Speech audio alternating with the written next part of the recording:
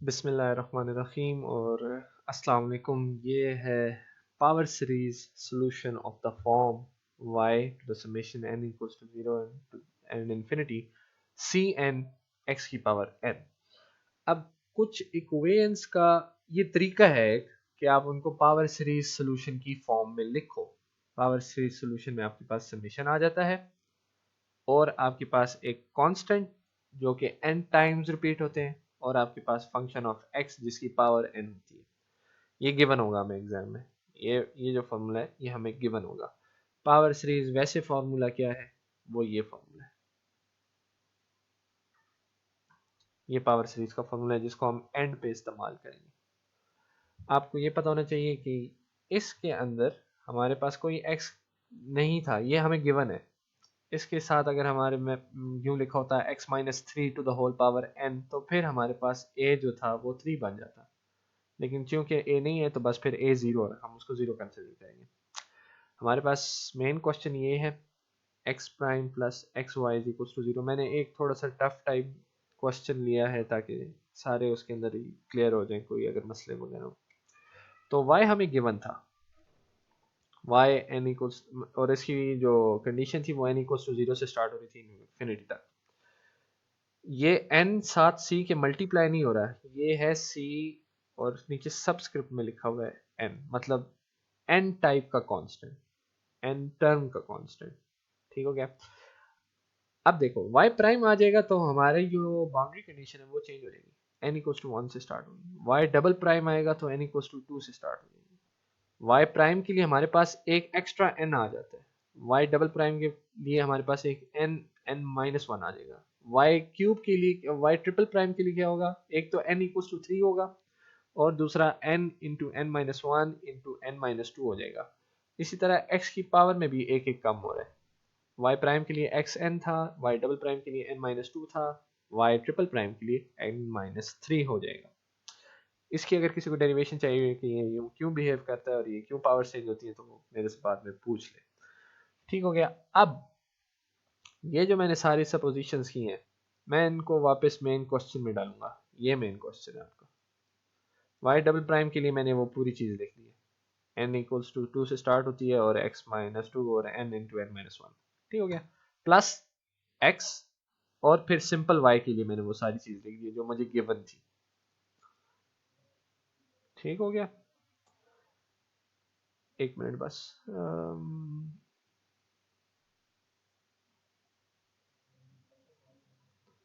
अगले स्टेप में मैंने क्या किया है, ये जो x पीछे लिखा हुआ था मैं इसको आगे लेके आ गया हूँ और मुझे पता है इसकी पावर वन है। बेसिस अगर सेम हो तो पावर्स ऐड हो जाती है, इधर n है इधर वन है, ये दोनों आपस में ऐड होके n प्लस वन बन जाएगा। ठीक हो गया। हम करते क्यों हैं, क्योंकि हमें सिर्फ समेशन वाली टर्म्स चाहिए। तो कुछ भी हो जाए सिर्फ समेशन वाली टर्म्स लेके आना है लाजमी। कुछ भी आपको यहाँ पे गिवन हो, कुछ कर करा के आपने हमेशा समेशन वाली टर्म्स लेके आनी है। फिर आप क्या करते हो, इन दोनों पावर्स को k के इक्वल सपोज कर लेते हो, दोनों पावर्स को। इसके लिए k होगा, मतलब दोनों के लिए k है लेकिन अलग अलग वैल्यूज आएंगी। ठीक है, वो भी आप देख लेना वो कैसे होता है। n माइनस टू को मैंने k के इक्वल सपोज किया और मैंने यहाँ से n फाइंड कर लिया। इसी तरह n प्लस वन को, यहाँ पे n प्लस वन थी, उसको मैंने k के इक्वल सपोज किया और मैंने वहाँ से k minus one find out कर लिया। अब जहाँ जहाँ मेरे पास n था मैं वहाँ k प्लस टू लिख लूंगा। यहाँ पे n इक्वल्स टू टू था तो ये मेरे पास क्या हो जाएगा, k plus two is equals to two. इसी तरह ये c n था तो ये क्या हो जाएगा, k प्लस टू। यहाँ पे n प्लस टू था, सॉरी किधर गया, हाँ ये n था तो k प्लस टू हो गया, n माइनस वन था तो k plus to minus one हो गया। इसी तरह x की पावर में भी n था तो मैंने उसको k plus to minus two लिख दिया। यहाँ पे k माइनस, एक मिनट किया हुआ है, हाँ ठीक है, ये n equals to k minus one आ गया था तो ये k minus one equals to zero हो जाएगा, k minus one plus one. इसकी रीज़न क्यों क्यों हम ऐसे कर रहे हैं, एक हमारे पास x की जो पावर है वो सेम हो जाए। ये देखो k plus to minus two क्या हो जाएगा, k, सिर्फ k बन जाएगा। इसी तरह k minus one plus one क्यों हो जाएगा, k बन जाएगा, सिर्फ k। ठीक है। और एक और मकसद होता है वो अभी मैं आपको बताता हूँ क्या है, वो ये है कि हमारे पास समेशन भी सेम हो जाए। लेकिन समेशन तो सेम नहीं है क्योंकि सॉल्व करने के बाद मेरे पास यहाँ पे k इक्वल्स टू जीरो आ गया और यहाँ पे k इक्वल्स टू वन आ गया। हमें दो चीज़ें सेम करनी होती है, एक पावर और एक समेशन। समीशन सेम नहीं है। इसकी समीशन को सेम करने के लिए मैं क्या करूंगा, इसकी पहली टर्म खोल दूंगा। अगर मैं इसकी पहली टर्म खोल दूंगा तो अगली टर्म में क्या आ जाएगा, k इक्वल्स टू 1 आ जाएगा। पहली टर्म के लिए मुझे जहां जहां k मिलेगा मैं वहां वहां 0 पुट कर दूंगा, तो मेरे पास क्या आ जाएगा, ये देखो पहले मैंने इसमें पुट किया, k प्लस टू क्या हो जाएगा 0 plus two, c 0 plus two, इस तरह 0 प्लस टू 0 प्लस वन और e टू द पावर 0, मतलब जहां जहां k था मैंने वहां 0 पुट कर दिया।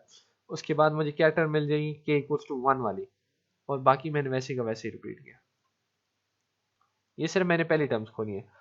अब सपोज करो आपके पास यहाँ पे k इक्वल्स टू 3 होता और यहाँ पे k इक्वल्स टू 0 होता, तो फिर आप इसकी 3 टर्म्स खोलते, 3 टर्म्स खोलते, जब तक दोनों की समीशन सेम ना हो जाए तब तक करते रहना है, जब तक आपके पास समीशन सेम ना हो जाए।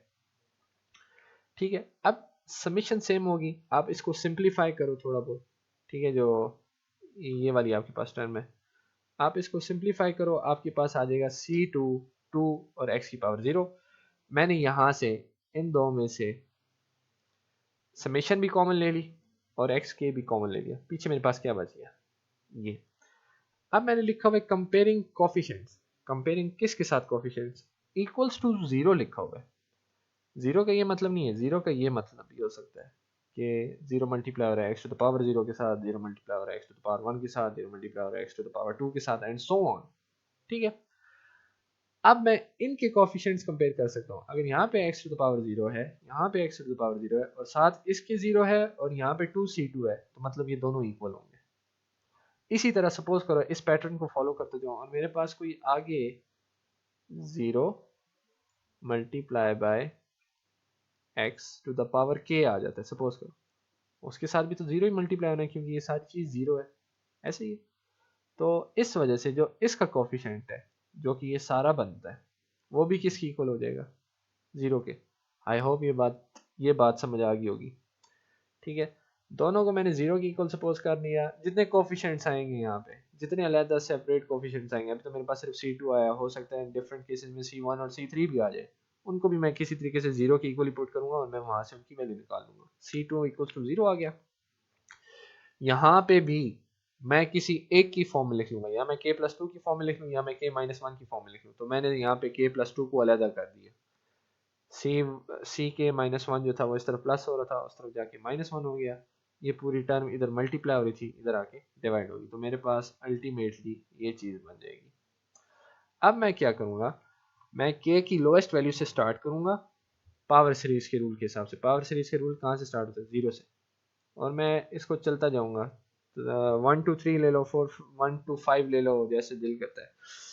अब मैं इसको स्टार्ट 0 से कर रहा हूँ, लेकिन 0 से स्टार्ट करने में एक मसला है। वो क्या मसला है, अगर सपोज करो मैं इसमें k इक्वल टू 0 करता हूँ, क्या हो जाएगा, ये c2 बन जाएगा। ठीक, ये क्या बन जाएगा, c minus one. c minus one नाम की कोई चीज़ ही नहीं है पावर सीरीज में। पावर सीरीज तो स्टार्ट ही c0 से होती है। इस वजह से हम 0 को इग्नोर करते हैं क्योंकि c minus one doesn't exist.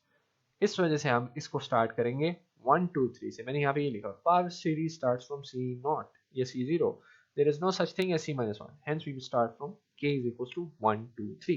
तो इस वजह से मैंने यहाँ पे k equals to 1 सपोज किया है। k के अंदर मैंने 1 डाल दिया तो मेरे पास 1 plus 2 क्या होता है 3, और मैंने बाकी जगह पे भी 1 डाला है तो मेरे पास यहाँ पे आ जाएगा minus c not over 6। For k2 क्या हो जाएगा 4, इसी तरह मैंने 2 डाला और मेरे पास आ गया माइनस c1 12। फॉर k3 क्या है 5, और 5 मल्टीप्लाई 4 20। ऊपर c2 आ रहा था और c2 हमने यहाँ पे बिल्कुल बताया हुआ है कि वो 0 की इक्वल है, तो मैंने उससे सिंपली 0 पुट कर दिया। इसी तरह आप चाहो तो c k is equal to 4 5 जितने लेना चाहो आप ले सकते हो, कोई मसला नहीं है। फाइनल हमने क्या करना है, हमने पावर सीरीज का जो फॉर्मूला था उसके अंदर इंसानों को रिप्लेस कर देना है। अब मेरे पास स्टार्ट कहाँ से, मैंने कोफिशिएंट कहाँ से फाइंड करना स्टार्ट किया, c2 से c3 और c4 c5 मिले, मुझे c नॉट और c1 नहीं मिले तो कोई मसला नहीं है, ऐसे ही मैं लिख दूंगा, बात खत्म। c नॉट नहीं मिला ठीक है, c1 नहीं मिला उसके साथ x आ गया, ये पावर सीरीज है। c2 0 था उसकी जगह 0 पुट कर दिया। c3 के लिए मेरे पास क्या था, c3 किसकी इक्वल है minus c not divide by 6, मैंने वो पुट कर दिया। साथ x क्यूब आएगा, ये पावर सीरीज का फॉर्मूला है, ये मुझे नहीं पता, ये देखो x1 है x स्क्वायर है x क्यूब है, a हमारे पास इस केस में 0 था। इसी तरह हमने C4 भी फाइंड किया, C5 भी फाइंड किया, तो ये हमारे पास फाइनल सोल्यूशन है पावर सीरीज का। आई होप ये समझ आ गया होगा, ये इतना मुश्किल नहीं था। लेकिन आपका केस डिफरेंट हो सकता है, अगर आपके पास ए आ जाए या आपके पास कोई और इस तरह का एक्सप्रेशन आ जाए। फॉर एग्जांपल आपको आ जाता है y double prime plus x square plus 1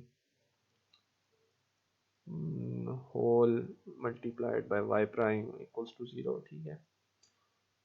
इस तरह के हो सकते हैं। तो आप इस केस में क्या करोगे, वाई प्राइम को अंदर मल्टीप्लाई कर दोगे एक्स स्क्वायर के साथ, और उस तरीके से फिर आप इक्वेशन को एक्सपैंड करोगे, समेशन निकालोगे, और एंड में आपने करना यही है कि आप पावर सीरीज में कर दोगे। तो आई होप आप लोगों को ये समझ आ गया होगा। ठीक है यारो, फिर मिलते हैं। अल्लाह हाफिज़।